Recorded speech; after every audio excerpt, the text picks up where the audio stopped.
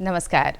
DD Bihar के morning live show Bihar बिहान के नए अंक को लेकर मैं हूं आपके साथ आपकी अपनी होस्ट निहारिका। निहारिका की बेस्ट वाली गुड मॉर्निंग और स्वागत आप सभी दर्शकों का कार्यक्रम बिहार बिहान में। हमारे लिए बेहद खुशी की बात है कि आज हमारे साथ हैं डॉक्टर गौतमी भट्टाचार्य। आप सुपरिटेंडेंट आर्कियोलॉजिस्ट हैं archaeological society of India Patna circle की। आपने पोस्ट ग्रेजुएट डिप्लोमा किया है इन आर्कियोलॉजी और साथ ही आपने पीएचडी भी किया है आर्कियोलॉजी से में यूनिवर्सिटी ऑफ कैलकाटा से। बहुत दिनों तक का कार्य अनुभव भी है आपके पास। तो चलिए हमारे साथ स्वागत करिए हमारी आज की विशेष मेहमान डॉक्टर गौतमी भट्टाचार्य जी का। नमस्कार मैम। नमस्कार। बहुत बहुत अभिनंदन, स्वागत आपका कार्यक्रम में। आभार। जो पहला सवाल मेरे मन में आ रहा है, मैंने अपने दर्शकों से भी ये बातें की कि जो ये आर्कियोलॉजी है या जो पुरातत्व है वो कहीं ना कहीं हमें अंदर तक आकर्षित ज़रूर करता है। कैसे उन्होंने जीवन व्यतीत किया होगा और जब हमें उत्खनन में जो सामग्रियाँ मिलती हैं उनका विस्तार से विश्लेषण करना, ये काम आप करते हैं। पर सवाल आपसे ये कि आपका इंटरेस्ट कैसे हुआ? आर्कियोलॉजी को जानना, सुनना, देखना अच्छा लगता है, पर इसे अपना पेशा बनाना, इस पर विशेष जानकारी अर्जित करना और इस पर शिक्षा अर्जित करना, कैसे शुरुआत हुई? ये रास्ता कैसे बना मैम? शुरुआत इसका एक पिन पॉइंट तो नहीं कर सकती, पर एक ख्याल जो मेरे दिमाग में रहता है हमेशा, जो मैं हमेशा बताती हूँ कि जैसे जब हम लोग स्कूल में थे तो लिखा जाता है या बोला जाता है ना, निबंध होता है या इंग्लिश में होता है what do want to become, कि जब आप बड़े होते तो टीचर्स, इंजीनियर्स, डॉक्टर्स, आज भी मेरे ख्याल से वही बहुत कॉमन है। पर मुझे याद है मैं क्लास 5 में थी, तब मैं बरेली में पढ़ती थी, तो हिंदी में निबंध आया था कि आप क्या बनना चाहती हैं। तो उसमें मैंने लिखा था अधीक्षण पुरातत्व, भारतीय पुरातत्व सर्वेक्षण ज्वाइन करके मुझे पुरातत्वविद बनना है। तो वहाँ से ही शुरुआत हुआ था कि ऐसा मुझे बनना है। पर वो कैसे पढ़ाओ आएंगे, क्या क्या आएंगे, उस बारे में कुछ ज़्यादा जानकारी नहीं थी, क्योंकि उस समय इंटरनेट का भी आज जैसे आप कोई भी चीज़ गूगल सर्च करके पता लगा सकते हैं वैसा था नहीं। और चूंकि मैंने एक ऐसा सपना देखा था जिसके बारे में ज़्यादा लोग जानते भी नहीं थे, तो कोई मार्गदर्शन मिलना भी बहुत मुश्किल था। पर यही था कि ये पढ़ना है, तो वो लगा कि चलिए ये ह्यूमैनिटीज़ से है, आर्ट से है, तो 12th के 10th के बाद आर्ट्स लेके पढ़े कि हिस्ट्री तो एटलीस्ट एक सब्जेक्ट होना ही चाहिए। बिल्कुल। तो फिर धीरे धीरे जैसे आगे बढ़ते रहे कदम दर कदम, तो रास्ते भी और खुलते गए कि यहाँ जाने से फ़ायदा मिलेगा, पीएचडी करने से फ़ायदा मिलेगा। एक्सकवेशन कैंप्स मैंने ज्वाइन किया, तो वहाँ काफ़ी लोगों ने फिर मुझे बताया कि एएसआई का ही आर्कियोलॉजिकल सर्वे ऑफ इंडिया का एक इंस्टीट्यूट ऑफ आर्कियोलॉजी है, वहाँ पे post graduate diploma in archaeology होता है। तो वहाँ पे मैंने एमए के बाद अप्लाई किया। उसी दौरान मेरा पीएचडी चल ही रहा था, तो मेरे सुपरवाइज़र ने भी बहुत मेरा हेल्प किया कि आप ज़रूर जाइए, आपकी इच्छा है तो ऐसे ही एक कदम बढ़ाते बढ़ाते पहुंच गए यहाँ तक। आपने बताया कि बचपन में ही आपने लिखा था कि मुझे पुरातत्वविद बनना है, तो वो कहीं ना कहीं आपके दिल के अंदर था। और ख़ास करके ऐसे जो कार्य होते हैं इसमें बहुत ज़रूरी होता है कि वो एक पैसन आपके अंदर हो, तभी आप उम्दा प्रदर्शन कर पाते हैं। और मैं देख सकती हूँ कि कई पड़ावों को पार करते हुए कई बहुत तरह की शिक्षा भी आपने इसमें अर्जित की है, विभिन्न पदों पर आपने कार्य भी किया है और आज आप सुपरिटेंडेंट ऑफ आर्कियोलॉजिस्ट के पद पर कार्यरत हैं। किन किन पदों पर काम किया, कैसे ये सेवा ज्वाइन की, थोड़ी विस्तार से बातचीत। एक्चुअली पोस्ट ग्रेजुएट डिप्लोमा जब इंस्टीट्यूट ऑफ आर्कियोलॉजी कंप्लीट किया, उसके बाद पीएचडी भी किया। आर्कियोलॉजिकल सर्वे ऑफ इंडिया में जो फीडर कार्डर है उसमें एंट्री असिस्टेंट आर्कियोलॉजिस्ट की पोस्ट पे होती है। तो किसी कारणवश मेरा उसमें नहीं हो पाया था, कॉल लेटर नहीं आया था, तो मैं हमें उस दौरान में थोड़े थोड़े प्रोजेक्ट्स में काम करती रही, एनजीओज़ के साथ, प्राइवेट फर्म्स के साथ। मतलब मेरा छूटा नहीं कि कोई गैप नहीं आया, मैंने कॉन्ट्रैक्चुअल काम किए। फिर उसके बाद यूपीएससी से डिप्टी सुपरिटेंडिंग आर्कियोलॉजिस्ट की पोस्ट एडवर्टाइज हुई थी। अच्छा। तो 2000 इसका रिटन एग्ज़ाम हुआ, फिर इंटरव्यू 2015 में हुआ और उसमें सिलेक्शन के बाद मैंने 1 जनवरी 2016 में एएसआई में पटना एक्सकवेशन ब्रांच ही है, यहाँ मेरी पहली पोस्टिंग हुई थी as a deputy superintending archaeologist. उसके बाद भुवनेश्वर में मेरा ट्रांसफ़र हुआ, अगेन एक्सकवेशन ब्रांच था वो, और भुवनेश्वर से फिर मैं 2020 के अंत में कम से कम 28 दिसंबर आप समझिए कि उस समय फिर मेरा फिर से स्थानांतरण हुआ कोविड का समय था तो स्थानांतरण मैंने मांगा, तो स्थानांतरण होके मुझे पटना सर्कल में मिला। पुनः आप हाँ यहाँ वापस आई। जी तो इस तरह से ये जर्नी रही आपकी इस वर्तमान पद तक पहुँचने की। जी बहुत सारे कार्य किए होंगे इस दौरान भी। तो जो हमारे मन में जो पहला ख्याल आता है अगर हम किसी पुरातत्वविद से जुड़ते हैं तो लगता है कि उत्खनन की जो प्रक्रिया है और उसमें उनका ज़्यादातर भूमिकाएं रहती होगी। वर्तमान पद पर आपकी क्या भूमिकाएं हैं और क्या आप कार्य करते हैं? हाँ देखिए, जैसे मैंने बताया, जब मैंने शुरुआत ही किया अपना प्रोफेशनल करियर का, तब मैंने पटना एक्सकवेशन ब्रांच, भारतीय पुरातत्व सर्वेक्षण में हर एक स्टेट में, और कभी कभी जो बड़े स्टेट्स हैं आपके जैसे यूपी, यहाँ पे सर्कल्स होती हैं और इसके अलावा एक्सकवेशन ब्रांचेस होती है। एक्सकवेशन ब्रांच आपकी सिर्फ 6 है पूरे ऑल इंडिया में। तो इनका मेन काम है, जैसे आपको नाम से पता चल रहा, उत्खनन करना। पर आज मैं जहाँ पे पद स्थापित हूँ वो पटना सर्कल है। पटना सर्कल में बिहार में 71 मॉन्यूमेंट्स है, centrally protected monuments and sites. ये नेशनल लेजिस्लेशन से इनको सेंट्रली प्रोटेक्ट दर्जा मिलता है। तो उनका रखरखाव का, उसमें अगर कुछ साइट्स है तो उसके उत्खनन का, उसमें कंजर्वेशन, प्रिजर्वेशन, ये सारा चीज़, संरक्षण जो होता है वो उससे ज़्यादा भी मेरा जुड़ाव है। तो इस पद पर जो आपकी मुख्य जिम्मेदारी बनती है, जो भी महत्वपूर्ण अवशेष हैं उनका रखरखाव करना और किस तरीके से उनका संरक्षण किया जा सकता है उस पर नज़र रखना और क्या स्थिति है और उस पर कार्य करना भी आप कर रही हैं। अगर मैं कुछ विशेष स्थानों के बारे में आपसे जानना चाहूँ, क्योंकि हमारी जो धरोहर है, अगर मैं बिहार प्रांत की बात करूँ तो बहुत सारे पुरातात्विक अवशेष हमारे इस प्रांत से जुड़े हुए हैं। कुछ मुख्य हम जानते हैं, कुछ ऐसी भी हैं जो बहुत लोगों के जानकारी में नहीं भी आती हैं। कुछ उनके बारे में बताना चाहेंगे, कुछ पुरातात्विक धरोहर हमारे? जी बिल्कुल। बिहार जैसा आपने कहा कि मतलब इतना भरपूर है कि हम 71 मॉन्यूमेंट जगह हम बोलते हैं कि भारतीय पुरातत्व सर्वेक्षण से, तो बहुत छोटा सा एक अंश है। पर इसमें मेरे बहुत दिल के करीब आप बोल सकते हैं वो है एक बाराबार की गुफाएं। बाराबार की गुफाएं इसलिए बहुत इम्पॉर्टेंट हो जाती है कि आपने अजंता एलोरा का नाम सुना होगा, वर्ल्ड हेरिटेज साइट है, केव्स है वहाँ पे बुद्धिस्ट। पर ये जो केव आर्किटेक्चर की शुरुआत होती है ये आपको बाराबार और नागार्जुनी की गुफाओं में मिलती है। यहाँ पे पूरी जो केव्स हैं वो रॉक में काट के बनाई गई हैं और उसके अंदर में जो पॉलिश है वो दीवारें आप अगर देखेंगे या आप वहाँ पे कभी किसी ने भ्रमण किया होगा तो उसमें आपको अपना अक्स देखने को मिलता है, इतना उसमें पॉलिश है।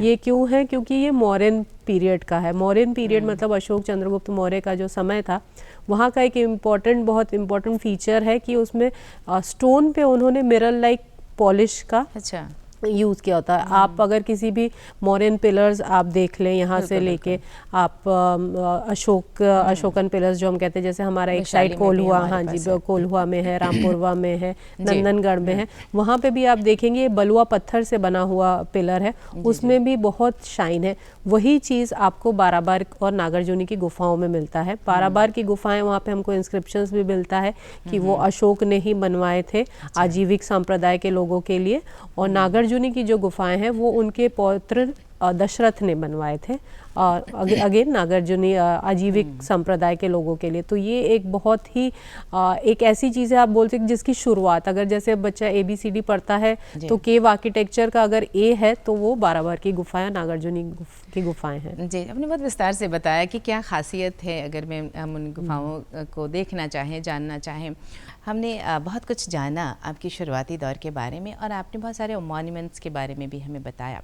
जब भी हम पुरातत्व से जुड़ी हुई धरोहरों के बारे में, बिहार से जुड़ी हुई बातें करते तो कुछ ऐसी धरोहरें हैं जिसके बारे में हम सब जानते हैं। अगर मैं नालंदा की बात करूँ, विक्रमशिला की बात करूँ, या फिर आपने बराबर की गुफाओं के बारे में जिक्र किया, क्या कुछ ऐसा भी पता चला है जो खासा नया है और जिस पर नया कार्य हुआ है, उसके बारे में भी हमें जानकारी दें? जी, मुझे इसी पटना सर्कल में रहते हुए हमने एक्सकवेशन का काम किया है। अच्छा। ये हमारी ही एक सेंट्रली प्रोटेक्टेड मॉन्यूमेंट कुरी सराय में है, ये जहानाबाद डिस्ट्रिक्ट में पड़ता है।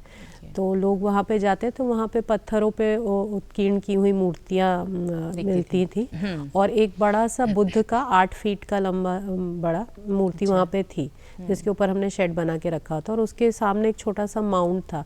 तो हम लोगों ने इस साल फरवरी में उस माउंट माउंट का एक्सकवेशन किया, उत्खनन किया, तो वहाँ से हमको, क्योंकि देखिए कोई भी मूर्ति ऐसे ही तो नहीं खड़ी होगी, उसमें ज़रूर उस समय का कोई मंदिर रहा होगा, कोई तो उसी के चलते कि उसमें क्या रहा होगा हमने उसकी खुदाई करवाया। तो उसमें हमको एक विहार की संरचना मिले, एक मोनेस्टिक कॉम्प्लेक्स मिला जिसमें स्टोन पिलर्स थे, छोटे छोटे कमरे थे जो जहाँ मंक्स, बुद्धिस्ट मंक्स रहते थे। वहाँ हमको सीलिंग्स भी टेराकोटा की मिली, जिसको हमने, हमारा एक स्पेशलाइज्ड एपिग्राफी ब्रांच है जो पुरानी स्क्रिप्ट्स और पुरानी भाषा पढ़ता है, तो उनको उनके पास हमने भेजा है, तो उन्होंने उसको पढ़ के और उसका डेटिंग भी करके बताया है। तो उसमें हमको गुप्त पीरियड का 4th to 5th century AD का वो स्क्रिप्ट है वहाँ पे। और ये हम लोग का जो अनुमान है कि ये आपका 4वीं 5वीं से लेके कम से कम 6ठी 7वीं शताब्दी तक ये चलता रहा। वहाँ पे एक बुद्धिस्ट विहार था और उसमें ये एक नया, सबसे हमारा नया ताज़ा तरीन खोज कार्य है जिसके बारे में हमें पता चला है, क्योंकि बहुत सारे ऐसे क्षेत्र हैं हमारे बिहार प्रांत में भी जहां उत्खनन के पश्चात कई नई बातें पता चलती हैं। उसी क्रम में आपने इसके बारे में हमें बताया। कुछ बातें करना चाहूँगी वर्ल्ड हेरिटेज वीक के बारे में। 19 से 25 नवंबर के बीच में हम ये सप्ताह मनाते हैं, विश्व स्तर पर मनाते हैं, और हमने यहाँ पर भी काफ़ी कुछ कार्य किया है। एज अ सुपरिटेंडेंट आर्कियोलॉजिस्ट क्या विशेष कार्य क्या आपने इसमें इस सप्ताह में बताना इस सप्ताह की एक शुरुआत हम लोगों ने केसरिया स्तूप से किया, जहाँ अच्छा। पे हमने फ़ोटो एग्जीबिशन लगाया और वहाँ के स्कूली बच्चों को आमंत्रित किया, उनके साथ हम लोगों ने ड्राइंग कंपटीशन किया। ये 19 तारीख को हमने किया और फिर इसका समापन समारोह भी हमने केसरिया में ही 25 तारीख को किया। क्विज कंपटीशन, निबंध प्रतियोगिता किया, क्योंकि हम चाहते हैं कि बच्चे अपने धरोहरों को पहचानें और उसके प्रति जागरूक हो। इसके अलावा हमारा वर्ल्ड हेरिटेज साइट नालंदा है, तो उसमें हम लोगों ने एक बहुत इस बार एक नोवेल काम किया, इन द सेंस कि हम लोगों ने वहाँ पे एक इन्फो ड्रामा का मंचन किया। अच्छा। जिसका नाम श्री नालंदा महाविहार रखा गया था। ये फेसेस की टीम है एक यहाँ पे, जिन्होंने इससे पहले भी यक्षिणी पे और आपका अस्थि कलश जैसे इन्फो ड्रामा किया था। तो हमने उनसे कहा था कि हम नालंदा पे कुछ करवाना चाहते हैं जो नालंदा के इतिहास को बताए। तो उन्होंने बहुत ही खूबी से 2 दिन का हमने इसीलिए वहाँ पे प्रोग्राम रखा था। खंडर के अंदर ही ये किया गया था कि जो लोग आए उनके लिए भी एक नया अपॉर्चुनिटी हो देखने का। इसमें उसके इतिहास के बारे में बताया गया था, वो कैसे ओरिजिन हुआ, उसका डेवलपमेंट हुआ, पतन हुआ, और उसके बाद उसकी रीडिस्कवरी जो आर्कियोलॉजिकल सर्वे ऑफ इंडिया ने की और उसका जो संरक्षण अभी तक करते हुए आए थे। वो बहुत छोटे से एक टाइम कैप्सूल में, समझिए 2 से ढाई घंटे में एक पूरी उसकी इतिहास को मंचन किया गया वहाँ पे। तो ये अपने आप में बहुत अच्छा एक वो था, अनुभव था, हमारे लिए भी था, दर्शकों के लिए भी था कि नालंदा के अंदर वो नालंदा की स्टोरी को देख पाए। बहुत अच्छा। और मैं सराहना करूंगी आपके इस प्रयास की, क्योंकि इस तरह के सप्ताह जब हम मनाते हैं तो हमारा मुख्य उद्देश्य ये होता है कि जो हमारी नई पीढ़ी है, जो हमारे लोग हैं, उन तक हमारी बातें पहुँचे, हमारी धरोहरों को संरक्षित रखने का कार्य हमारी ये आने वाली पीढ़ी ही करेगी। आपने बताया कि किस तरीके से क्विज कंपटीशन और फ़ोटो प्रदर्शनियों के द्वारा आपने बच्चों को इसमें शामिल करने की कोशिश की, और इसके साथ ही आपने इस नाटक के मंचन के बारे में भी बताया। आम जनता तक इस बात को पहुंचाना कि क्या उस खास धरोहर का इतिहास रहा है और आप क्या कार्य कर रहे हैं, बहुत ज़रूरी है। और जब हम मंचन करते हैं जब नाटक के माध्यम से, तो पहुंचाना थोड़ा सरल हो जाता है। यही इसके पीछे का उद्देश्य था कि हम ऐसी भाषा में लोगों तक वो बात पहुंचाए कि वो चाह के भी उसको भूल नहीं पाएंगे। आप किताबों में पढ़ेंगे, आप भूल जाते हैं या एग्जाम देने तक ही याद रखते हैं, पर ये चीज़ आपके दिमाग में रहेगा कि हाँ मैं गया था उस दिन या गई थी तो नालंदा के खंडरों के बीच में मैंने नालंदा की कहानी सुनी। तो वो आपके दिमाग में कहीं रह जाता है। जब वहाँ बैठकर आप देखते हैं ना, तो उस माहौल को महसूस भी कर पाते हैं। उन खंडहरों के बीच में वहाँ की कहानी जानना ये और भी विशेष हो जाता है। कुछ और विशेष बातों के बारे में जानना चाहूँगी, और मैं जिक्र करना चाहूँगी स्वतंत्रता का अमृत महोत्सव मना रहे हैं हम, और आपका जो विभाग है, आपका जो आर्कियोलॉजिकल सर्वे ऑफ इंडिया है, इस पर काफ़ी कार्य भी हो रहा है। अपने दर्शकों के लिए इसकी जानकारी चाहूँगी, क्या विशेष काम कर रहे हैं आप?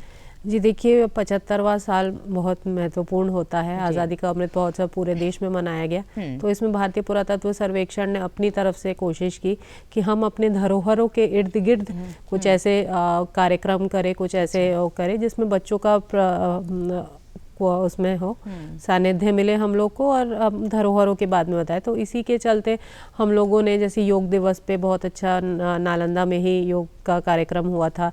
फिर वर्ल्ड हेरिटेज डे मनाया जाता है 18 अप्रैल को। अच्छा। तो उस दिन हम लोग बिहार म्यूज़ियम के साथ मिल के हम लोगों ने बिहार की ही शैली, जो लोक शैली में आपका मधुबनी आर्ट बोलिए, फिर आपका टिकुली आर्ट, इस पे एक बच्चों का वर्कशॉप कराया था।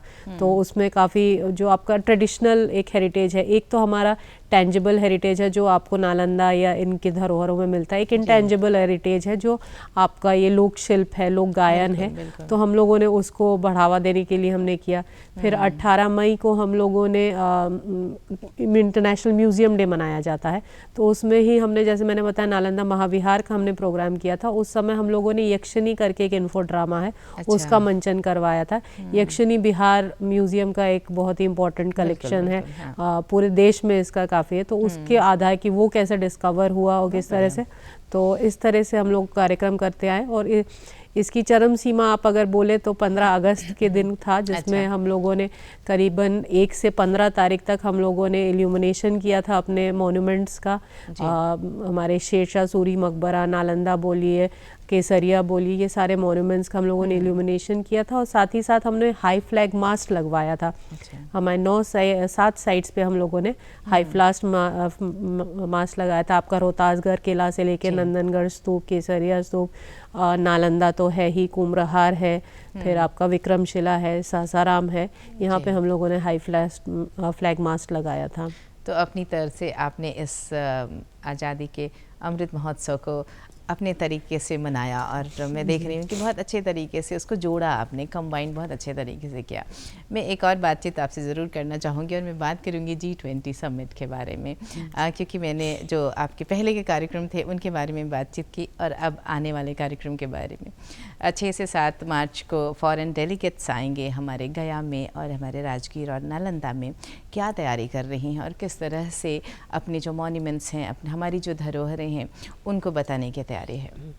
देखिए, इसके बारे में मैं शुरू में आपको बताना चाहती हूँ कि हमारे हेडक्वार्टर से ही बड़ा वो हुआ था कि इस बार G20 का जो 1 साल का प्रेसिडेंटशिप है, वो कल्चरल जो हेरिटेज है इंडिया, वो ड्रिवन कर रहा है, जिसमें आर्कियोलॉजिकल सर्वे ऑफ इंडिया का बहुत एक महत्वपूर्ण रोल है। तो इसी कड़ी में हमारे यहाँ 6 और 7 मार्च को विजिट है, 2 दिन का फुल डे एक्सकर्जन है फॉरेन डेलीगेट्स का। तो ये हमारे लिए एक बहुत बेहतरीन मौका है कि हम अपनी धरोहरों को कैसे रख रहे हैं, उसमें ASI कैसा रोल कर रही है, और ये विश्व स्तर पे इनका क्या महत्व है। तो जो हमारी साइट्स है वो तो ऑलरेडी वेल मेंटेन्ड साइट्स है उसमें, पर हम इसके अलावा भी लोगों को कुछ और जानकारी देना चाहते हैं। जैसे नालंदा में ही अगर हम बात करें तो इसमें हमने कि नालंदा का जब शुरुआत हुआ था, जब वो ये सिर्फ एक माउंट्स था, अलेक्जेंडर कनिंघम ने ढूंढा था, फिर इसका कई वर्षों तक जब उत्खनन हुआ, उत्खनन के बाद इसका संरक्षण हुआ, तो इसके हमारे पास आर्काइवल फोटोग्राफ्स थे। तो हम वो फोटोग्राफ्स का परमानेंट एग्जीबिशन कर रहे हैं, जो लोगों को पता चलेगा कि आज वो नालंदा को जिस तरह से देख रहे हैं, ये एक्चुअली कैसे ये जर्नी करता करता यहाँ तक पहुँचा। इसके अलावा एक हम लोग पैनोरामिक वर्चुअल टूर हम लोग नालंदा पे करवा रहे हैं, जिसमें आपका पूरा एरियल व्यू रहेगा, पीछे आपका वॉइस ओवर रहेगा।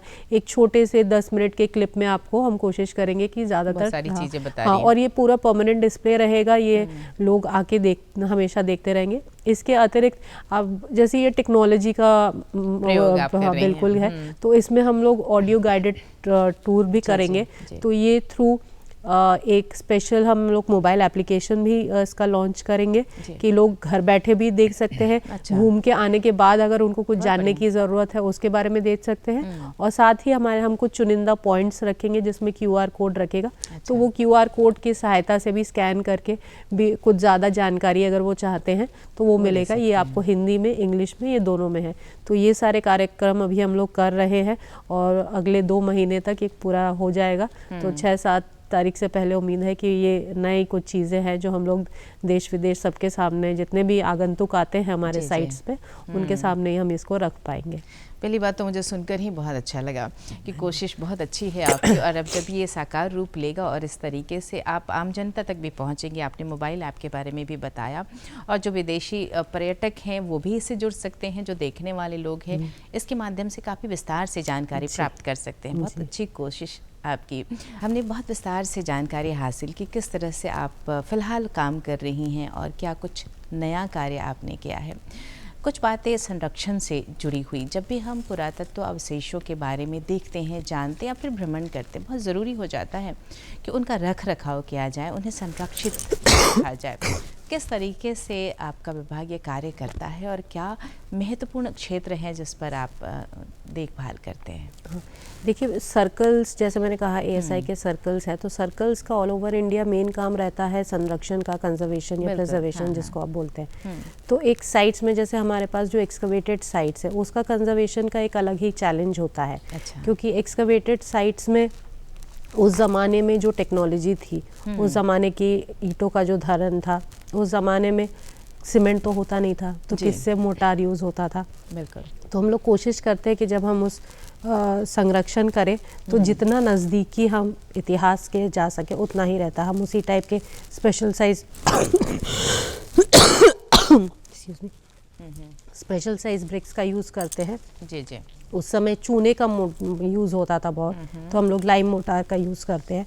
तो जितना हम लोग एक्सपेरिमेंट करके देखते हैं, जो सैम्पल्स होते हैं उसका टेस्ट करते हैं, और जो वो कॉम्पोजिशन हमको मिलता है उसी कॉम्पोजिशन के निकट जाने की कोशिश करते हैं। तो उसी से आज भी हम जो, अगर हम लोग को रिकंस्ट्रक्शन करने की ज़रूरत करती है, प्रिजर्वेशन करने की ज़रूरत पड़ती है, तो हम लोग मॉडर्न ईंट नहीं इस्तेमाल करते। पुराने ज़माने में हर एक पीरियड में, आप मैं अगर कहूँ तो अलग अलग साइज़ की ईंटें इस्तेमाल की जाती थी, तो हम लोग उस टाइप की ईंटों का ही इस्तेमाल करते हैं। और फिर जो हम लोग, जैसे मैंने कहा मोटार यूज़ होता है, तो वो लाइम का होता था या मड का होता था। उसमें गुड़ का इस्तेमाल होता था, बेल के जूस का इस्तेमाल होता था, घास का इस्तेमाल होता था। तो जितना पुराना तकनीक है, हम उसी से हम उसका संरक्षण करते हैं। आज अगर आप नालंदा विक्रमशिला की खंडरें देखते हैं तो एक्सक्यूज़ मी, तो जिस तरह का वहाँ पे रख रखाव आप देखते हैं, वो बेसिकली हम लोग जितना पुराना मटेरियल यूज़ कर सकते हैं वो मटेरियल तो यूज़ करते ही हैं, और जहाँ हमको अपने तरफ से मटेरियल लगाना पड़ता है तो वो पुराने मटेरियल से मेल खाता हुआ ही लगाते हैं हम लोग। जी। इस तरीके से जैसा आपने बताया कि ना सिर्फ आप ये देखती हैं कि जो पुरानी चीज़ें हैं उनका संरक्षण किया जाए, बल्कि जो भी उसमें जुड़ाव किया जाता है उसमें भी ध्यान रखा जाता है कि जैसे उस वक्त किया गया था उसी तरीके का प्रयोग करके आप उसे वापस एक शेप देने की कोशिश करते हैं। कई जगह हम भ्रमण करते हैं तो ये चीज़ें देखने को भी मिलती हैं कि जो ईंटें हैं वो अगर नहीं भी लगाई गई हैं, उसे शेप दिया गया है तो वो बिल्कुल उसी तरीके का होता है। और जैसा कि आपने कहा कि आप लोग ये जानने की कोशिश करते हैं, पता करते हैं और तब इस पर कार्य भी करते हैं। कई बार ऐसा भी होता है कि जो दर्शक हैं या जो घूमने वाले पर्यटक हैं वहाँ जाते हैं तो कई बार उन चीज़ों को छेड़छाड़ करने की भी कोशिश होती है छूने से, और मैं कहूँ तो अगर गंदगी फैलाने के कारण जो हमारे जो ये अवशेष हैं उनमें समस्याएं भी आती हैं। तो इसके लिए आप क्या कहना चाहेंगे, क्योंकि आज आप हमारे साथ इस मंच पर हैं, जो हमारे दर्शक हैं, जो घूमने वाले पर्यटक हैं, उनका व्यवहार कितना संयमित और इन पुरातत्व अवशेषों के प्रति कैसा होना चाहिए? देखिए, पर्यटक मैं बताऊं 2 तरह के आते हैं। मैंने खुद अपने, एक जो सिर्फ देखने के लिए आते हैं, मतलब ठीक है हम घूमने निकले हैं, कुछ अच्छी चीज़ हमने देखा, कुछ उसके बारे में सीखा। कुछ आते हैं आपके रिलीजियस टूरिस्ट। तो रिलीजियस टूरिस्ट जो आते हैं उनका भावनात्मक जुड़ाव होता है, तो वो सोचते हैं कि मैं अगर यहाँ से कुछ ले जा सकूँ, चाहे वो मिट्टी हो, चाहे ईंट का एक टुकड़ा हो, तो उनकी भावनात्मक, उसको तो हम समझ रहे हैं, पर आप जब किसी स्तूप का ही ले लीजिए, आप उसके मिट्टी ले जाते हैं या फिर एक ईंट का टुकड़ा ले जाते हैं। अब आप सोचिए कि आप समझे कि मैं तो एक छोटा सा टुकड़ा लेके गया, आप जैसे सैकड़ों लोग आते हैं, तो वो अगर एक एक करके टुकड़ा ले जाएंगे, एक एक करके मिट्टी उठा के ले जाएंगे, तो धीरे धीरे वो स्ट्रक्चर ढह जाएगा। जो जिसको आप देखने आए हैं, जिसके प्रति आप आस्था अपना दिखाने आए हैं, वो नहीं रहेगा, वो संरचना ही नहीं रहेगी। ये है आपके धार्मिक जो टूरिस्ट आते हैं। फिर कुछ जगह जैसे मैंने कहा जो नॉर्मल हम लोग साइट विज़िट करते हैं, तो एक बड़ा वो रहता है, यंगस्टर्स में ज़्यादा देखा जाता है कि वो अपना नाम वाम लिख देंगे वहाँ पे। हाँ। कि भाई ये इतना पुराना है तो मेरा नाम लिख दिया, मेरा नाम भी इतना पुराना हो जाएगा। जी। तो आप इस चीज़ को समझिए कि ये आप जब अपना नाम लिखते हैं ना तो आप उसको ख़राब कर रहे हैं, आप अपनी धरोहर को ख़राब कर रहे हैं। हम अपना घर कैसे साफ़ सुथरा रखते हैं, हम तो अपनी दीवारों पे अपना नाम नहीं लिखते हैं। बच्चे जब लिखते हैं तो बल्कि डांटते हैं कि क्यों लिख दिया पेंसिल से, क्यों ड्राइंग कर लिया। तो फिर आप जब बाहर जाते हैं तो आप उस पे क्यों लिखना चाहेंगे अपना नाम? उसको भी अपना ही समझिए, वो आप ही की धरोहर है, आप ही की।